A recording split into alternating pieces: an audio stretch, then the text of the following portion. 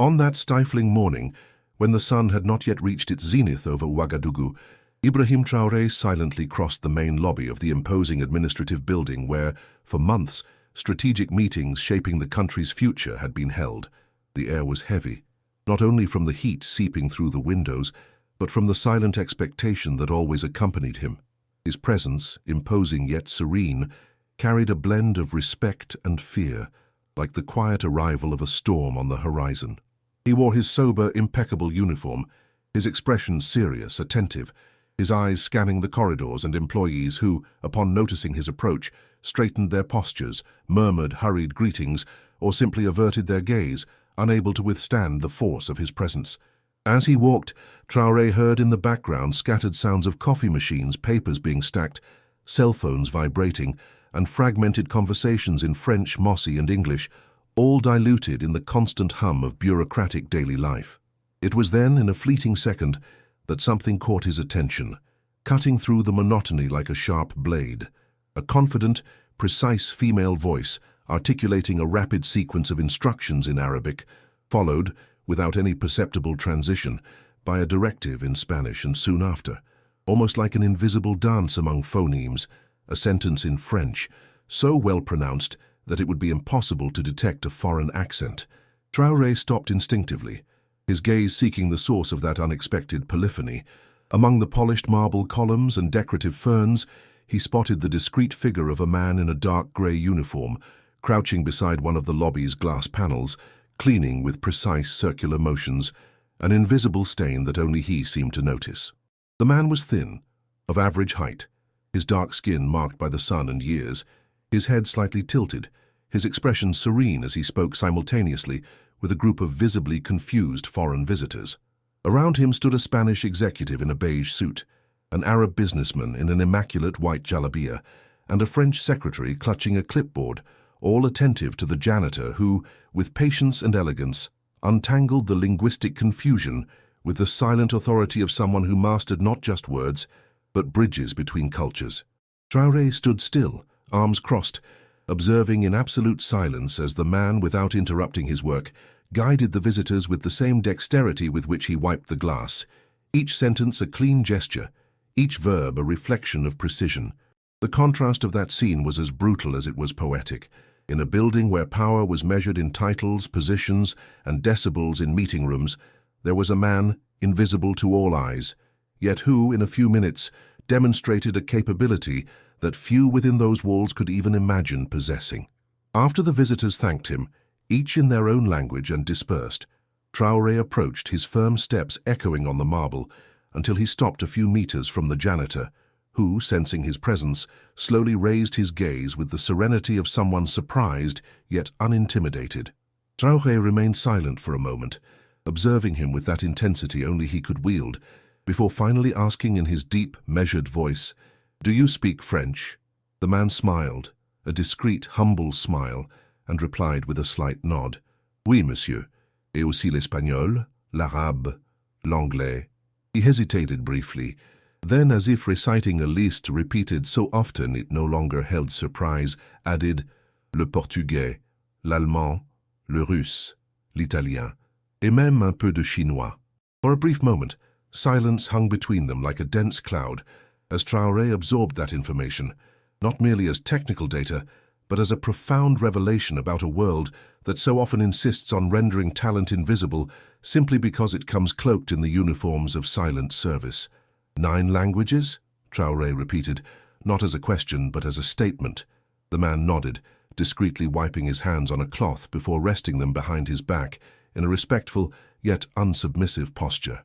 Traoré took a deep breath, lifting his eyes to the high ceiling of the lobby, as if seeking in the columns and stained glass an answer he knew would not come from there, before fixing his gaze back on the man before him.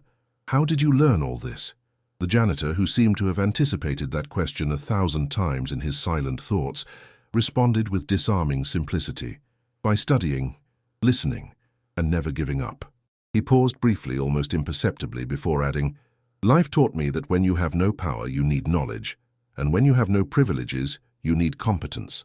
The words, spoken without a trace of self-pity, pierced Traoré with the force of an invisible arrow, and he who deeply understood the weight of each one remained silent for long seconds, contemplating not only the man before him, but the symbol he represented.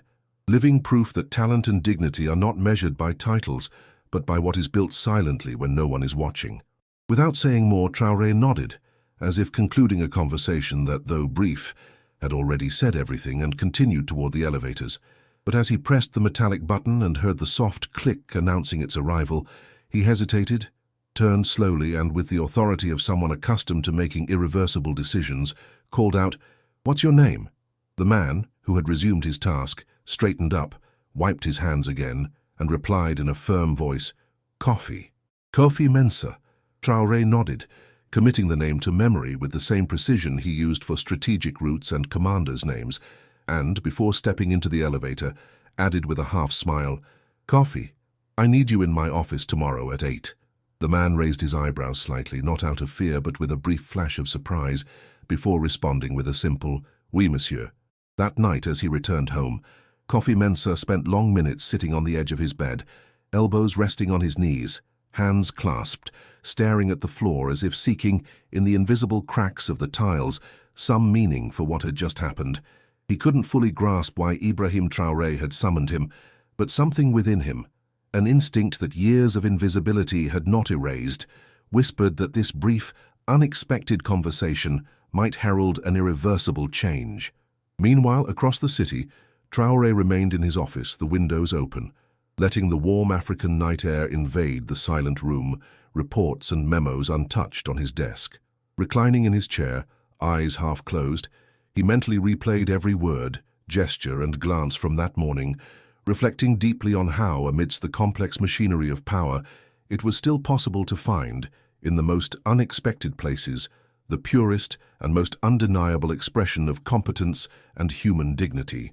When the next morning dawned, with the sky tinged with golden hues filtering through the slats of the imposing administrative building's blinds, Kofi Mensah was already there, standing before the solid wooden door of IBRAHIM Traoré's office, his heart beating in a silent, steady rhythm, hands discreetly clasped behind his back, his uniform impeccably aligned, though marked by the hours and years of invisible labor. There was no fear in his demeanor, nor arrogance, only the serene dignity of someone who had learned over a lifetime to wait for the world to see what he always knew about himself, that a man is not measured by the role he holds, but by the truth he carries in his gaze. The door opened with a slight creak, and an aide gestured briefly for him to enter.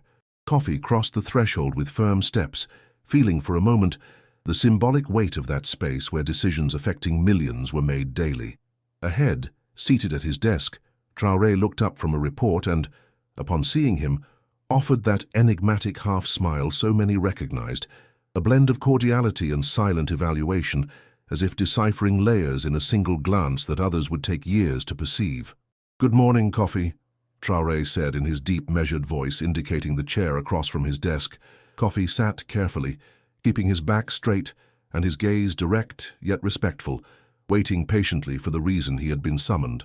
For a few seconds, Traoré remained silent, simply observing as if confirming an impression, before finally speaking with the precision of someone who wastes no words. "Yesterday, in the lobby, you demonstrated something many here lack, the ability to connect worlds." Kofi tilted his head slightly, acknowledging the observation without needing to justify it. To him it was simply the result of years of silent effort, of nights after exhausting shifts when he borrowed books from the community library, or listened to recordings until he memorized not just words but inflections, accents, gestures, and silences that compose true linguistic fluency. Traoré continued, "You speak 9 languages. That's not just a skill. It's a living bridge between cultures, between nations. And yet, until yesterday, no one here seemed to know it." Kofi took a deep breath, and after a brief moment, responded with that simplicity that seeks not to provoke, but to state the truth. "Not everyone is ready to see what they aren't looking for."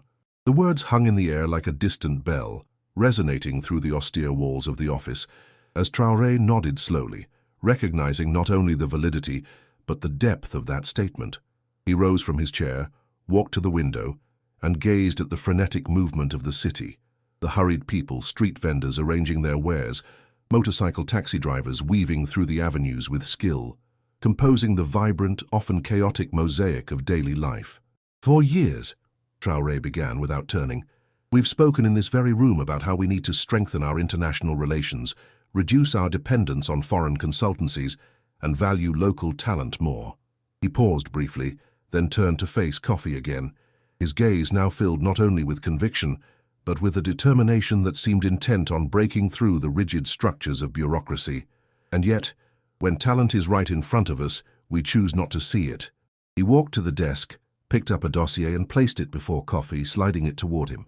"This is a strategic trade expansion project with 3 African countries, Angola, Morocco, and Mozambique.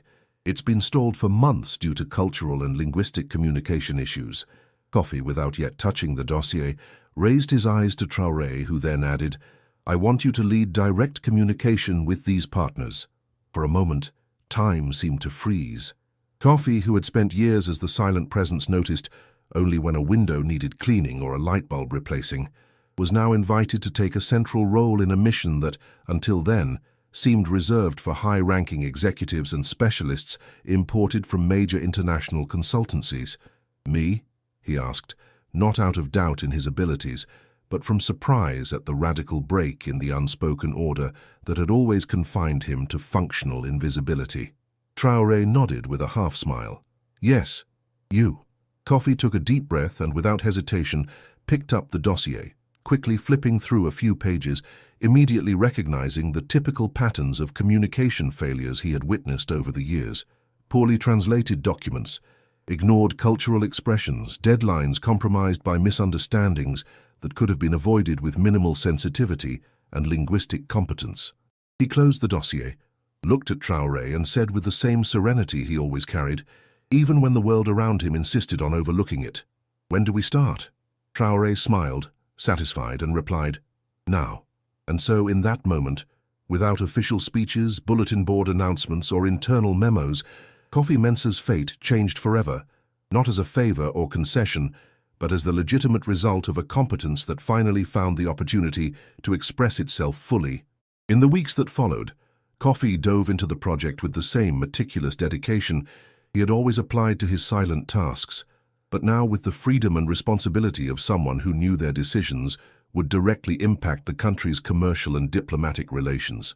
He participated in video conferences, drafted multilingual reports, traveled to strategic meetings, adjusted contract clauses with surgical precision, and in all these instances, he never needed to raise his voice or flaunt titles. His competence spoke for itself as it always had, but this time it was finally heard.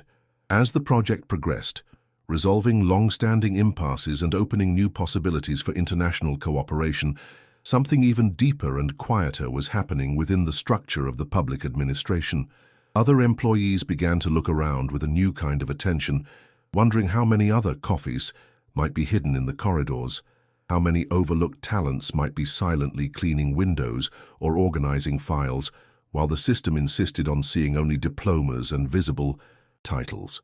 One morning, as he crossed the lobby where months earlier he had resolved that confusion of foreign visitors that would change the course of his life, Coffee was approached by a young, newly hired employee who timidly came forward and, with eyes shining with admiration, said, "Monsieur Mensah, I heard about your story, and I wanted to thank you.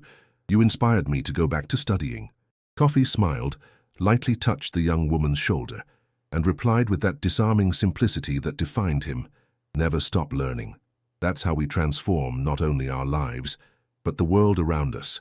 Time moved forward, and with it Coffee Mensah's reputation spread beyond the confines of the administrative building, crossing borders, mentioned in international conferences, cited in best practice reports, and praised by authorities from various countries who, impressed by the efficiency and sensitivity of the new multilateral engagements, always asked who was responsible for the sudden improvement in Burkina Faso's international relations. Inevitably, Coffee's name came up, not as a specialist forged in European or American universities, but as a man whose competence had been honed in the silent margins of the system, in hours stolen from rest, in solitary and disciplined study, in attentive listening to the languages that cross cultures and unite peoples. Ibrahim Traoré watched, with the quiet satisfaction of someone who had planted a seed, and now saw its fruits spread across the fertile ground of cultural change. The transformation, not only institutional but above all symbolic, that Kofi's journey represented. And it was on a Friday morning, when the heat was already bending the shadows on the city's sidewalks, that Traoré decided to do something few expected.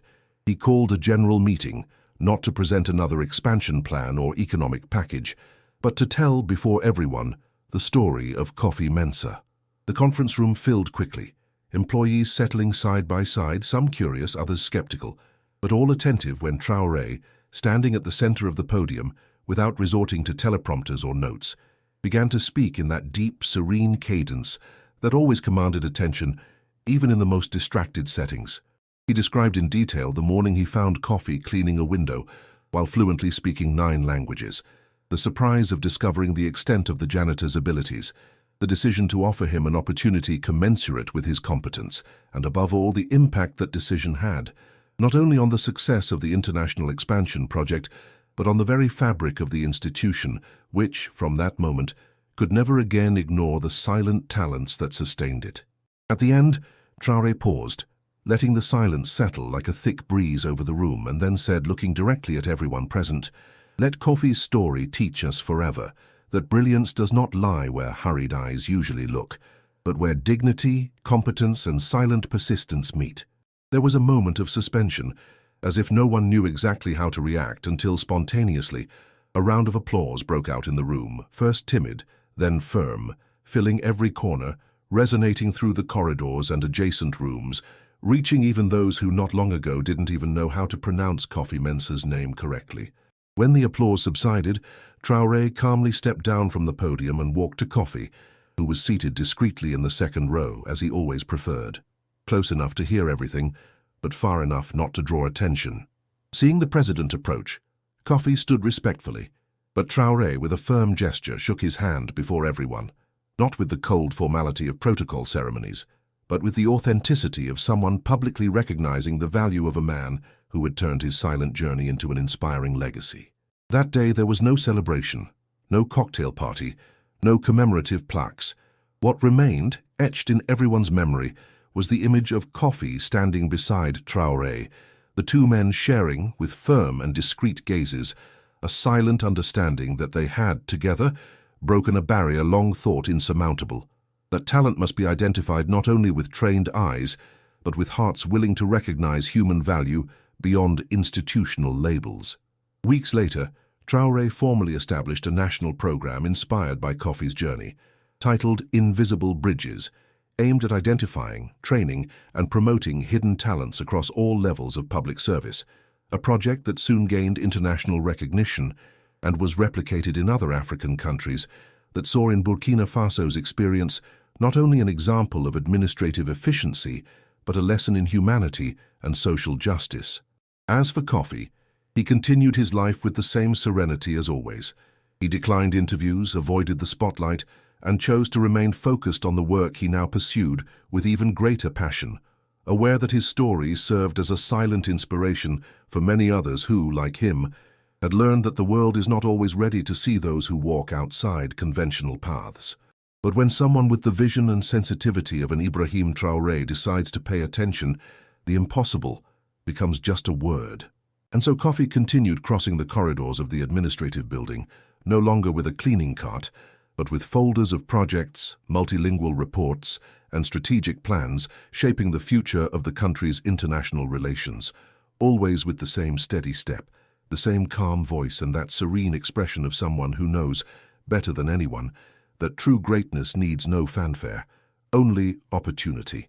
One late afternoon, as the sun dipped behind Ouagadougou's hills and the sky turned shades of orange and purple, Kofi stopped before the old window he had cleaned so many times, now only to look at his reflection and realize with a discreet smile that the man standing there was the same as always, with the same dignity, the same competence, but finally seen, and more importantly, recognized. In that silent moment, with the warm savanna breeze gently sweeping through the building's corridors and the distant sounds of the city composing a symphony of life, Kofi Mensah knew, with absolute certainty, that what he had done was not just change his own story, but inspire a new way of seeing, recognizing, and valuing people who, though invisible for so long, have always been, and will always be, essential in building a more just, more human, and, above all, more dignified world. The end.